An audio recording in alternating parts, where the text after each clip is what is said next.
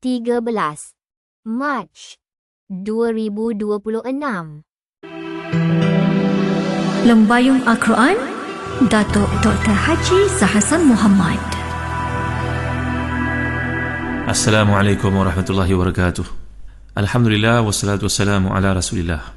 Innal hamdalillah nahmaduhu wa nasta'inuhu wa nastahdihi wa nastaghfiruh wa natubu ilayhi wa natawakkalu alayhi wa na'udzu billahi min shururi anfusina wa sayyiati a'malina. Man yahdihillahu fala mudilla lahu wa may yudlil fala hadiya lahu. Allahumma salli wa sallim wa barik ala Muhammad wa ala ali Muhammad kama sallaita wa sallamta wa barakta ala Ibrahim wa ala ali Ibrahim fil alamin innaka Hamidum Majid. Amma ba'd. Para pendengar dan jangan Lembayung Al-Quran yang dimiliki Allah sekalian, kita masih lagi bincangkan ayat ke-49 dan juga 50 bagi tuan memiliki tafsir Ibn Katsir. Tolong buka pada jilid yang kelima, muka 137 dan seterusnya. A'udzubillahi minasyaitanirrajim. Nabbi ibadi anni anal ghafurur rahim wa anna azabi huwal azabul alim. Sadaqallahul azim. Khabarkan kepada hamba-hambaku bahawa sungguhnya aku yang maha pengampun lagi maha penyayang, dan bahawa sungguhnya azabku adalah azab yang sangat pedih. Jadi kelompok ayat yang lalu menggambarkan tentang janji dan juga ancaman Allah SWT, rahmat dan siksanya. Nah, kelompok ayat ini pula bicara tentang contoh curahan sifat rahmat Allah SWT.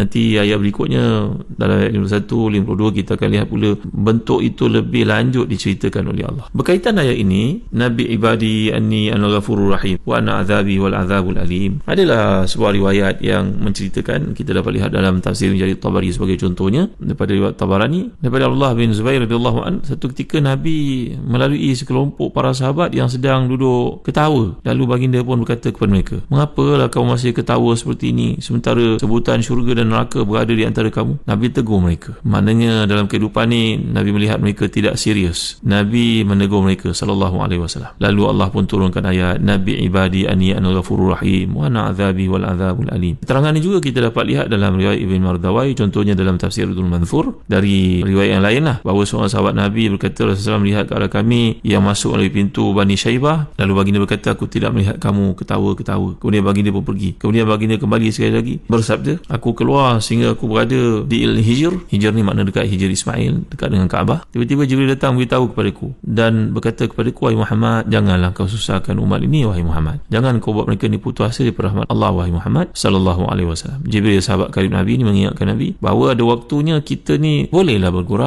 Janganlah kita serius saja. Bahawasanya dalam hidup ni dia ada hujan, ada panas ni. Ada waktu tenang, ada waktu kita dalam keadaan serabutnya. Maka memerlukan perhitungan ataupun dalam pergaulan ni kena bijaksana. Sebab itu saya nak bawa kepada tuan-tuan. Sebenarnya ada sebuah hadis tu riwayat Imam Bukhari dalam Adabul Mufrad daripada Bakar bin Abdullah, bahawa menceritakan para sahabat Nabi ni mereka golongan yang banyak gurauannya sebenarnya. Antara gurauan mereka lakukan adalah membaling kulit temikai satu sama lain. Tapi bila tiba waktu-waktu yang serius, maka mereka akan serius lah. Kerana ashabun Nabi SAW yatabadahuna bil bitikh fa idza kanatil haqaiqu kanu hum rijala. Hadis sahih riwayat Imam Bukhari dalam Adabul Mufrad. Bahawasanya sahabat Nabi ni golongan yang suka bergurau sebenarnya. Tapi bila tiba waktu serius, mereka merupakan orang yang sebenar-benarnya. Jadi yatabadahuna bil bitikh ni dalam huraian dikemukakan, contohnya dalam huraian syarah kepada Adabul Mufrad, bahawa memang sahabat-sahabat ni bergurau lah maksudnya. Jadi yang dimaksudkan mereka baling temikai ni bukan buah temikai besar itu dibaling dibuang, itu bukan. Ini maksudnya kulit temikai dah makan tu campak kepada yang lain. Ini dalam kategori disebut oleh para ulama sebagai gurauan untuk irahatun nafs, maknanya merehatkan jiwa. Gurauan dari sudut syariat dia satu yang diharuskan, bahkan digalakkan bila ia dapat menimbulkan kasih sayang, persatuan hati, dapat hilangkan sebarang bentuk persisihan, maka ia satu digalakkan. Jadi sebagai ulama telah pun meletakkan satu garis pemisah lah di antara gurauan yang terpuji dan gurauan yang tercela. Contohnya Abu Hatim berkata, wajib atas orang berakal ni untuk menambat hati manusia dengan gurauan dan meninggalkan wajah yang kusam, yang masam, yang tegang macam tu. Jadi gurauan ni seperti yang saya jelaskan, ada waktunya ia terpuji, ada waktunya dia terkeji ataupun dicela. Jadi gurauan yang terpuji ialah yang tidak bercampur perkara-perkara yang dibenci oleh Allah SWT, yang boleh menyebabkan orang susah, mengandungi dosa, ambil api, pergi ulurkan ke orang. Ini tak boleh lah. Gurauan yang munasabah lah. Jadi gurauan yang dicela ni maksudnya yang menimbulkan pengusuhan, menghilangkan kewibawaan seseorang, memutuskan persahabatan, menyebabkan orang memandang hina kepada seseorang, dan menyebabkan orang yang terhina itu pula berdendam. Ini petikan daripada kitab Rawdatul Uqala. Jadi berpandu pada hadis ni sabit bahawa Nabi SAW bergurau. Namun baginda tidak berkata melainkan perkara yang benar dan juga hak. Kerana dalam konteks yang kita bincang ni tadi, teguran daripada Allah SWT melalui kalamnya Jibril kepada Rasulullah SAW, berilah kepada umat ni waktu untuk irahatun nafs, ada waktu untuk berlakunya mizah,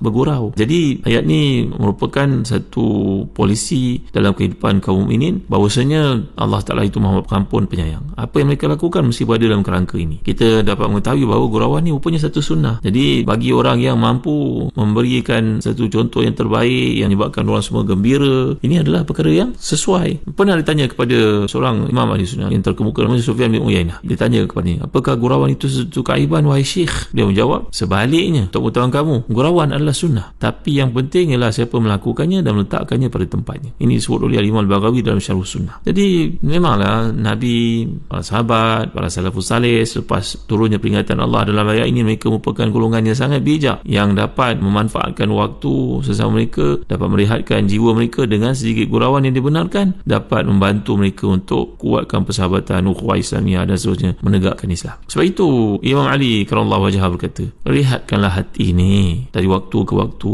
kerana hati seperti badan juga. Kalau badan ni kalau dia tidak diriyadhahkan, rawidun nufus, rawidul qulub, kerana kalau kamu tidak melakukan tarwid al-qulub ataupun an-nufus, ini dia akan mengakibatkan dia mati, macam matinya badan yang tidak kita exercise pada ini. Ada perkara yang menarik lagi tuan-tuan. Kata Rabi'ah bin Abdurrahman, ni imam di Madinah satu masa dahulu sebelum Imam Malik lagi. Rabi'ah ni berkata bahawa al-muru'ah ni terdiri daripada situ khisal. Muru'ah ni maknanya maruah ataupun kehormatan diri orang beriman itu terletak dalam 6 bentuk, 6 perkara. 3 perkara ketika bermukim, 3 perkara ketika fi safar. Kalau mukim itu muru'ah ni, iaitu kemuliaan diri seorang beriman terletak pada membaca Quran, memakmurkan masjid-masjid macam kita bulan Ramadan ni alhamdulillah, dan mengambil sahabat kerana Allah SWT, ataupun ikramud dhaif, iaitu muliakan tamu. Ini adalah kemuliaan diri seseorang mukmin, kata Imam Rabi'ah bin Abdurrahman. Tapi kalau musafir, dalam musafir ada 3 pula kualiti yang patut ada pada seorang mukmin. Itu pertama sekali dinyatakan, walati fi safar fabazru zat wa husnul khuluq wa kathratul mizah fi ghairi ma'siyah. Ini dalam kitab Syarh Sunnah oleh Imam Al-Baghawi mengatakan bahawa muru'ah itu kemuliaan orang mukmin ini ketika dia bermukim dan ketika dia musafir. Musafir yang menariknya adalah ketika musafir ni bagilah makan pada orang. Kita pergi musafir dalam grup contohnya kan, bawa kacang lebih, nanti bagi kat orang, bagi coklat lebih, bagi kat orang, bagi buah-buahan yang dikeringkan contohnya zabib ke sebagainya, bagi kurma, bagi kat orang. Ini adalah kemuliaan orang musafir. Yang kedua, berakhlak mulia, bantu orang. Kita bawa barang dari luar negara, beg kita kempis, kurang barang, kurang berat, orang ni bawa barang banyak, maklumlah dia banyak keluarga, baik sangkalah dengan dia, offerlah kepada dia, kalau barang banyak boleh tumpang beg saya ya, insyaAllah beg saya kosong. Ini akhlak mulia. Yang ketiga disebut oleh Imam Rabi'ah lagi, iaitu banyak bergurau tanpa maksiat. Kerana dalam perjalanan ni biasanya ketegangan, orang pergi haji, pergi umrah, pergi musafir ke mana-mana, banyak akan bergurau selagi ia perkara yang dibenarkan. Ini kemuliaan orang beriman, dikatakan oleh Imam Rabi'ah yang merupakan tabi'i yang terkemuka di Madinah ni. Jadi kita belajar tadi hadis daripada Al-Mufrad, para sahabat yatabadahuna bil bitih, mereka saling mencampakkan kulit buat temikai. Jadi walaupun gurauan ni satu ini syariatkan, tapi janganlah kita lurus bendul lah, nak bergurau mesti ambil kulit temikai baling ke orang, bukan begitu maksudnya. Tapi apa saja yang boleh mencuri hati manusia, mengelakkan manusia daripada tegang, daripada wajah kusam, daripada wajah bermuncung seperti itu, maka kita jadilah orang yang berlatih untuk bergurau mengikuti Nabi kita Muhammad sallallahu alaihi wasallam. Ini semua tuan-tuan lihat sebagai contohnya dalam kitab Kenali Rasul kita Muhammad sallallahu alaihi wasallam yang disimplifikan daripada kitab Syama'il Muhammadiyah. Tuan-tuan boleh mendapatkannya dari Hakim Shop sebagai contoh. Buku Kenali Rasul kita ni merupakan penterjemahan dan lakonan semula kepada maksud hadis dan Syama'il Muhammadiyah oleh Syekh Ustaz Ahmad Adnan Fadil Hafizahullah. Dan buku ni telah pun mendapat pengiktirafan dan sokongan ramai para ilmuwan dan para mufti, termasuklah sahibul samaha mufti wilayah kita. Jadi ini menunjukkan kepada kita tentang keharusan buatan bergurau ini tadi. Kerana Nabi SAW pun ditegur oleh Allah SWT, jangan tegang sangat dengan para sahabat, bagilah peluang kepada mereka, kerana mereka pun manusia juga. Dan saya nak bawa contoh lain kepada tuan-tuan untuk tuan-tuan faham, iaitu satu perkara yang saya nak sebut kepada tuan-tuan berkaitan kisah seorang sahabat bernama Zahir bin Haram. Ini kisah tuan-tuan boleh lihat sebagai contohnya dalam Syarh Sunnah juga oleh Imam Al-Baghawi. Ada seorang sahabat namanya Zahir bin Haram. Ini beliau datang dari kawasan badui, kawasan remote, kawasan pedalaman, kawasan yang kita anggap macam jauh lah dari kemajuan di Madinah. Suka ziarah Nabi SAW. Dia sering bawa hadiah untuk Nabi dari kampungnya dekat kawasan badui itu kepada Rasulullah SAW. Jadi sebagai balasan, Nabi suka bergurau dengan Zahir ini. Kana dami mal wajhi, seorang yang wajahnya hodoh, berkulit hitam, tapi Nabi sangat sayang kepadanya sallallahu alaihi wasallam. Nabi bergurau dengannya. Ni kisah gurauan saya bawa pada tuan-tuan. Nabi pernah bersabda kepada para sahabat, inna zahiran badiyatuna wa nahnu hadiru. Nabi kata pada sahabat, kau tahu tak, Zahir ni orang badui kami pula orang bandar baginya. Maknanya kalau dia datang ke bandar dia mesti cari kami, kalau kami pergi kampung kami cari dia. Jadi seolah Nabi menggelarnya sebagai abang long kawasan lah sallallahu alaihi wasallam. Nabi sangat menyayangi, walaupun Zahir ni seorang yang hodoh rupanya. Pada satu hari dia datang ke pasar, dia mengambil peluang untuk berniaga lah kat Madinah ni. Barang-barang dekat kawasan pedalaman, kawasan-kawasan padui ni, mungkin barang-barang dibawa yang mungkin diperlukan oleh orang di bandar, dijualnya. Dia jual barangnya, datang Nabi SAW di belakang sallallahu alaihi wasallam. Maka Nabi pun ja'an Nabi SAW ilaihi yauman wa huwa yabi'u mata'ahu fahtadanahu min khalfihi wa huwa la yusiruh. Nabi datang di belakangnya, Nabi peluk dia sekuat-kuat hati. Dan Zahir ni tidak nampak, siapalah yang peluk aku ni, lepaskan aku katanya. Radhiyallahu anhu, ni sahabat yang mulia Nabi suka. Arsilni man haza, maka lepaskan aku. Nabi SAW bergurau mengatakan kepada sekalian yang melihat peristiwa itu, Nabi bersabda padanya, man yashtaril abda, siapa nak beli hamba ini? Maka dia pun tahu itu Rasulullah. Lagilah dia rapatkan gigi Rasulullah, tak mau dilepaskan. Gembira dia kerana Rasulullah meluknya. Lalu dia kata, ya Rasulullah, idzan wallahi tajiduni kasidan. Wahai Rasulullah, siapa yang beli saya, rugilah dia Rasulullah. Maka Nabi SAW mengatakan, faqala Nabi SAW, lakinnaka indallahi lasta bikasid. Nabi memujinya, mengatakan, wahai Zahir, kamu merasakan diri kamu tidak menilai, tapi kamu di sisi Allah sangat menguntungkan. Nabi menyatakan bahawa kalau dikata tadi siapa nak beli saya Rasulullah, rugilah orang beli saya tak ada apa kudrat, tak ada apa kelebihan, keistimewaan pun. Nabi jawab, tetapi di sisi Allah engkau ni bukanlah barang yang tidak laku. Hadis ini menunjukkan kepada kita tuan-tuan, Rasulullah bergurau dengan sahabat-sahabatnya. Selepas datang teguran Allah ni, Rasulullah bergurau. Tapi bergurau Rasulullah ni adalah perkara-perkara yang benar. Walakin la aqulu illa haqqan, aku tidak berkata mengenai perkara-perkara yang benar saja. Jadi nilai manusia ni kita dapat lihat banyak bergantung kepada personalitinya. Dan di antara apa yang menarik dalam Islam ni,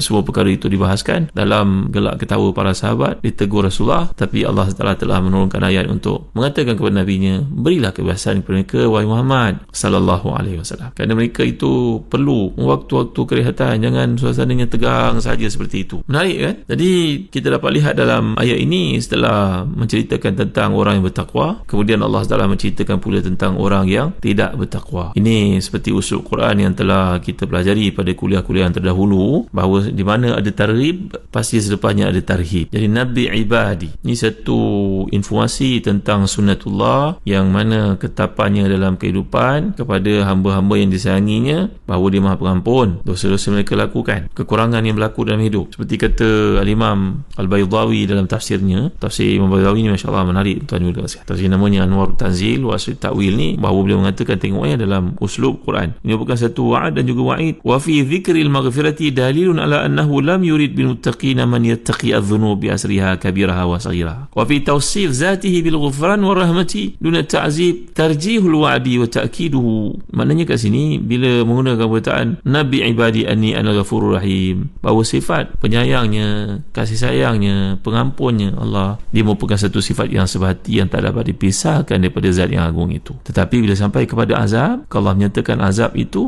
Allah itu pedih, bagi menggambarkan bukannya Allah itu bersifat dengan suka memberi azab, tetapi azab itu tidak disandarkan kepada dirinya dalam arti kata seperti perkataan Ghafur itu. Kalau Ghafur lawannya adalah mu'azib sebenarnya. Ghafur makna pengampun. Rahim, kalau disebut azab sepatutnya mu'azib ataupun zu azabin mubin, tapi tidak digunakan seperti itu, kerana Allah SWT menyatakan memadailah wa anna azabi, azab aku bukan suka memberi azab kepada mereka. Tuan-tuan, ada satu kisah menarik lagi berkaitan dengan gurauan dalam Islam ni. Saya nak cerita tuan-tuan, tak kisah seorang ulama yang dipanggil dengan nama Lubak, dipanggil dia dengan nama Jazarah. InsyaAllah perkara ini akan saya huraikan dalam kuliah akan datang. Kisah menarik ini bahawa Lubak ini menaiki sebuah kenderaan. Cerita ini memang boleh mencuri hati dalam berkaitan bagaimana kasih sayangnya para sahabat sama mereka dan para tabi'in, para ulama, bahawa dia merupakan satu kemestian dalam menjalin hubungan yang baik di sisi manusia. Manusia suka kalau kita bergurau. Janganlah hidup ni kering saja, tegang saja. Tak boleh. Apa yang boleh? Kita kena serius. Ada waktu kita bergurau lah. Ini kita akan lihat bagaimana rahmat kasih Allah Ta'ala terpancar pada penggunaan perkataan Ghafur dan juga Rahim, dan juga pelaksanaannya oleh para ulama yang memahami Al-Quran. InsyaAllah perkara ini akan kita huraikan dan kuliah akan datang. Wallahu a'lam wa sallallahu ala sayyidina Muhammad wa ala alihi wa sahbihi wa baraka wa sallam. Walhamdulillahi rabbil alamin wa barakallahu fikum. Wassalamu alaikum warahmatullahi wabarakatuh.